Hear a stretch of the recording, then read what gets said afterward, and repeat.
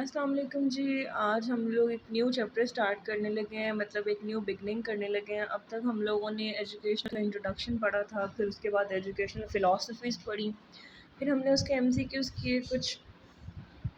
और आज का जो हमारा टॉपिक है वो हिस्ट्री ऑफ़ एजुकेशन से रिलेटेड है। हिस्ट्री ऑफ़ एजुकेशन में सबसे पहले जो हम लोग पढ़ने जा रहे हैं वो फ़ेमस एजुकेशनिस्ट हैं।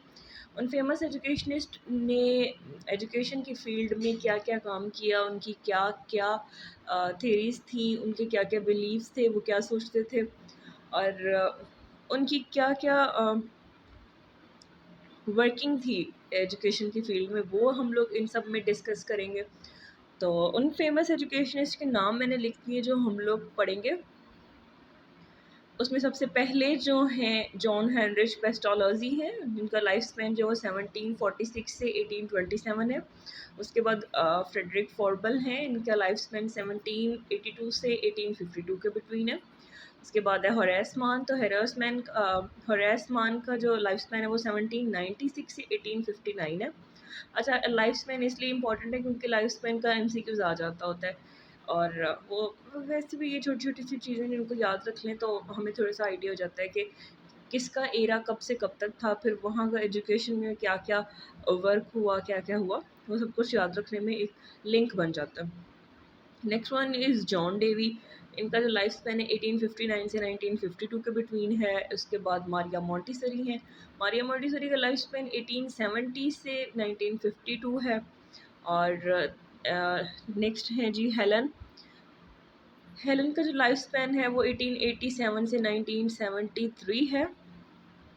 इनका जो पूरा नाम है वो हेलन परक्रिस्ट है। आज का जो हमारा टॉपिक है उसको स्टार्ट कर लेते हैं। सबसे पहले जो हैं वो जॉन हेनरिच पेस्टालॉजी है।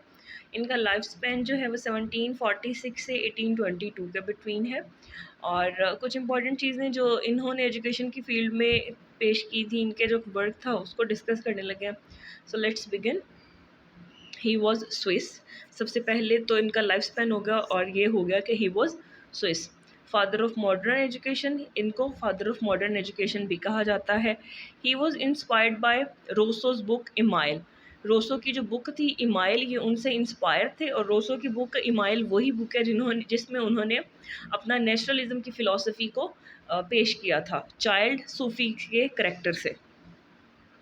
He was inspired by Rousseau's book Emile and worked for modification of naturalism. जी, नेचुरलिज्म के साथ लिंक होगा तो इन्होंने नेचुरलिज्म, क्योंकि रोसो ने अपनी बुक इमाइल में करेक्टर सोफी से नेचुरलिज्म की फ़िलॉसफ़ी को पेश किया था और इन्होंने उसमें मॉडिफिकेशन की थी।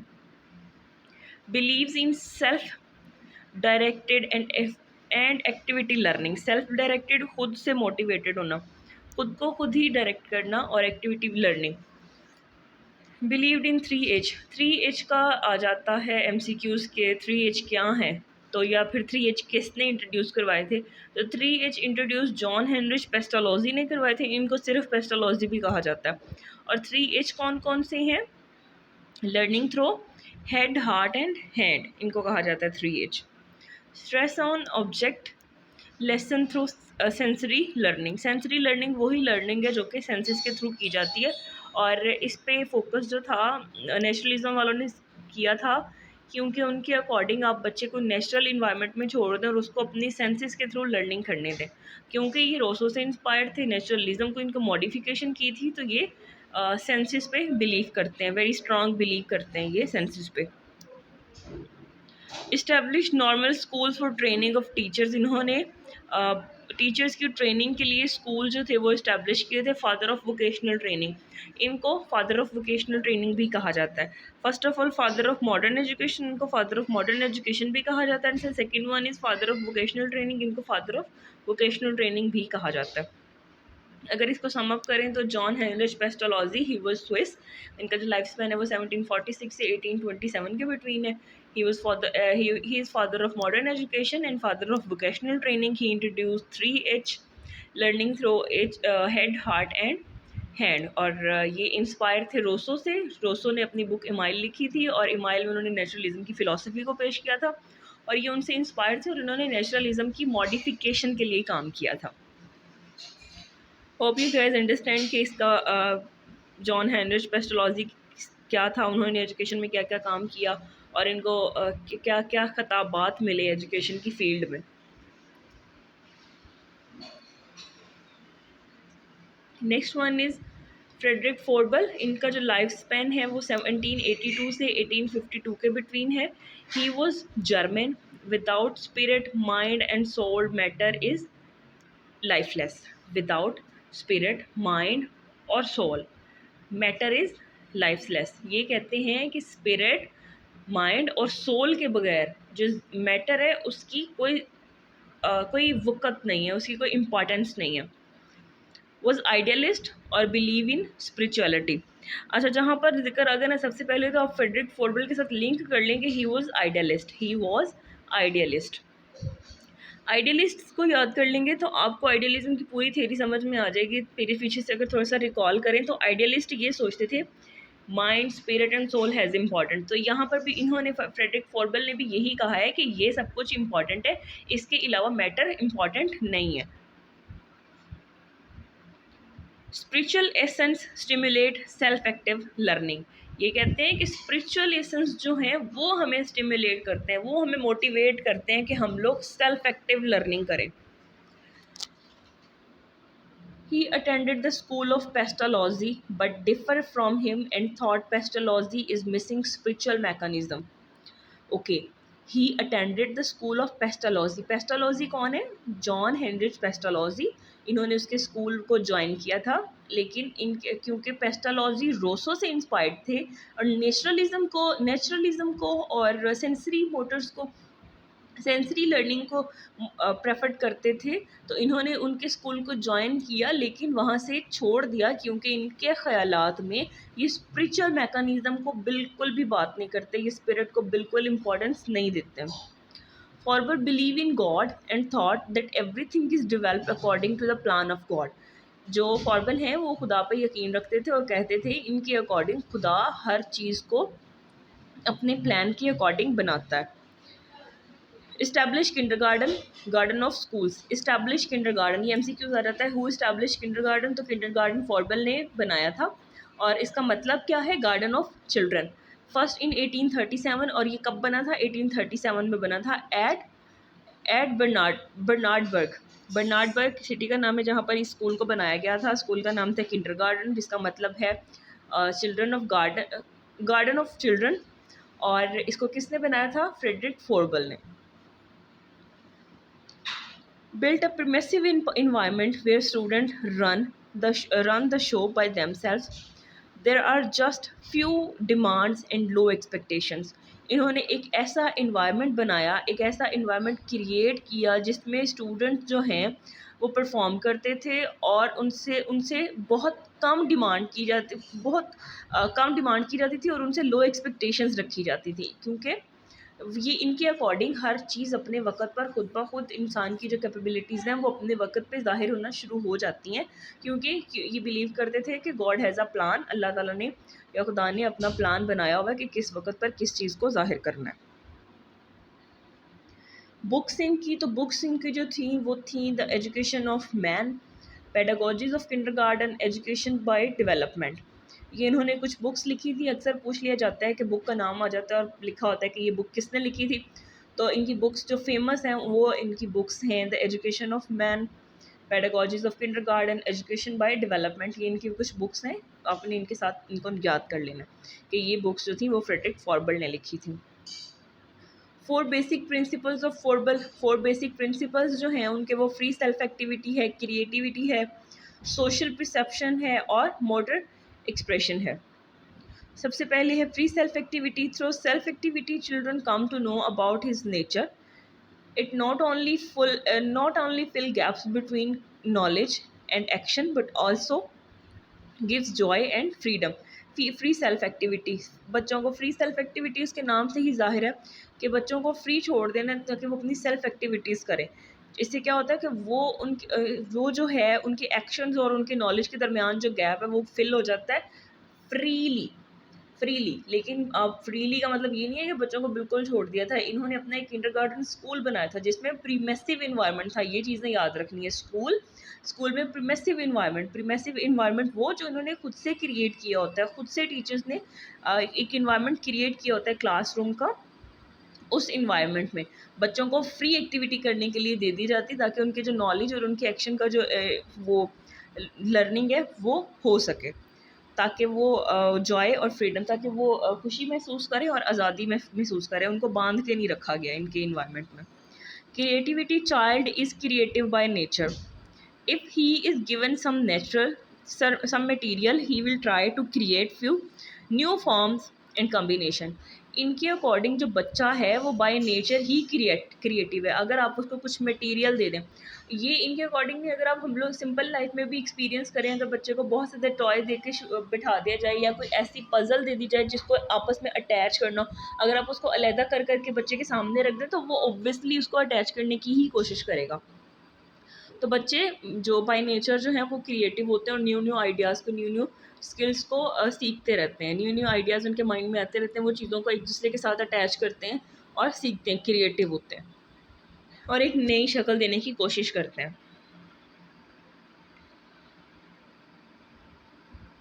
Next one is social perception.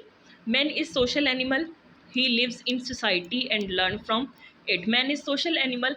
अच्छा, ये ना स्टेटमेंट हम लोग शुरू से तकरीबन पढ़ते आ रहे हैं कि मैन इज सोशल एनिमल। तो मेरा आपसे ये क्वेश्चन है कि ये आपने मुझे बताना है कि ये स्टेटमेंट किसने पेश की थी कि मैन इज सोशल एनिमल, इंसान माशरती हैवान है। ही लिव्स इन सोसाइटी, ही माशरे में रहता है, एंड लर्न फ्रॉम इट, और उससे ही सीखता है। All the social institutions should be organised well to teach the student. कहते हैं कि सारे के सारे सोशल इंस्टीट्यूट्स जो हैं वो वेल ऑर्गेनाइज्ड होने चाहिए बच्चे को पढ़ाने के लिए। सोशल इंस्टीट्यूट्स में उसकी फैमिली आ जाती है, घर आ जाता है, पेरेंट्स आ जाते हैं, पीयर्स आ जाते हैं, नेबर्स आ जाते हैं, और सो एवर जो उनकी सोशल इंट्रैक्शन है। Motor expression, child learn by interacting with their environment through their body movement by themselves. Motor expression वो होते हैं जो कि हम लोग बच्चे, मोटर स्किल्स जो होती हैं इनको कहा गया है। बच्चे पकड़ते हैं, खेलते हैं, कूदते हैं, क्रॉलिंग स्टार्ट करते हैं, भागते हैं, वॉकिंग करते हैं। तो child learn by interacting with their environment. जो बच्चे हैं वो सीखते हैं अपनी इन्वायरमेंट से इंट्रैक्ट करने के बाद थ्रू देयर बॉडी मूवमेंट। जब वो बॉडी की मूवमेंट करते हैं, तो ऑब्वियसली ये मोटर स्किल्स जो हैं वो यूज़ कर रहे होते हैं बाय देमसेल्फ। और ये जो हैं ये खुद से होती हैं, आपको कोई अदर मोटिवेशन नहीं मिलती है, बाहर से कोई मोटिवेशन आपको इंसिस्ट नहीं करती है। ये बच्चे से बाय देमसेल्फ होती है, वो खुद से होती है। क्योंकि बच्चा जैसे जैसे बड़ा होता जाता है उसकी हड्डियाँ मजबूत होना शुरू हो जाती हैं। आप देखते हैं बच्चा पहले से उठ के बैठना शुरू करता है, फिर वो क्रॉलिंग शुरू करता है, फिर वो थोड़ा सा खड़ा होना शुरू करता है, फिर वो थोड़ा थोड़ा चलना शुरू करता है, फिर वो खुद से चलना शुरू करता है। इस तरह से बॉडी मूवमेंट और स्किल्स जो हैं वो डेवलप होना शुरू होती हैं। अब आगे जो नेक्स्ट है उनका किंडरगार्टन है। तो किंडरगार्टन में क्या था? Kindergarten was a school having premises which included following components. कहते हैं कि किंडरगार्टन एक स्कूल था जो कि एक परमेसिव था और इसमें इंक्लूड क्या क्या था वो देख लेते हैं। परमेसिव मैंने पहले भी बता दिया कि ऐसा जो कि खुद से क्रिएट किया हुआ, खुद से बनाया गया हो।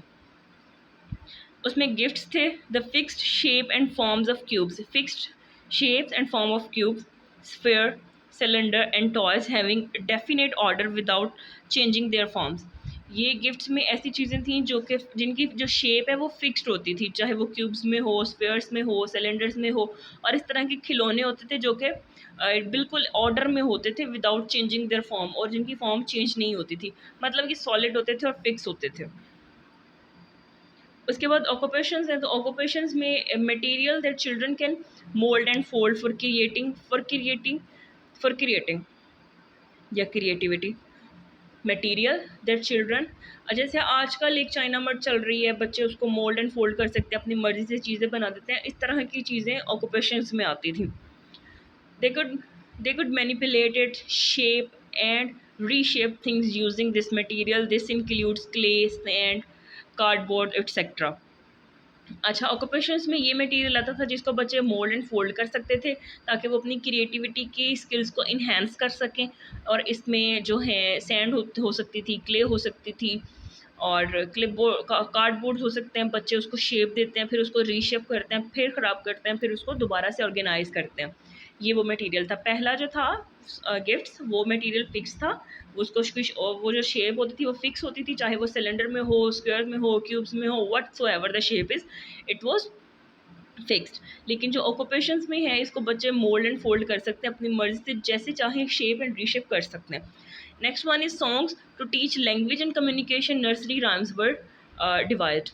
अच्छा, सॉन्ग्स में नर्सरी राइम्स, आजकल जो मॉडर्न एजुकेशन है, मॉन्टेसरी सिस्टम है या किंडरगार्टन सिस्टम ऑफ एजुकेशन है, पाकिस्तान में भी इसको जो है वो अप्लाई किया जा रहा है।